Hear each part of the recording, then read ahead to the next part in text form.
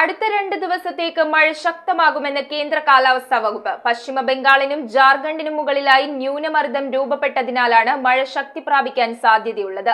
മോശം കാലാവസ്ഥയായതിനാൽ eco tourism കേന്ദ്രങ്ങളിലേക്കുള്ള പ്രവേശനത്തിന് വിലക്ക് തുടരും. കേരള തീരം മുതൽ തെക്കൻ ഗുജറാത്ത് തീരം വരെ ന്യൂനമർദ്ദപാത്തി സ്ഥിതി ചെയ്യുന്നുവെന്നാണ് കേന്ദ്ര കാലാവസ്ഥാ വകുപ്പിന്റെ പുതിയ മുന്നറിയിപ്പ്. പശ്ചിമ ബംഗാളിനും ജാർഖണ്ഡിനും മുകളിലായി ന്യൂനമർദ്ദം രൂപപ്പെട്ടിട്ടുണ്ട്.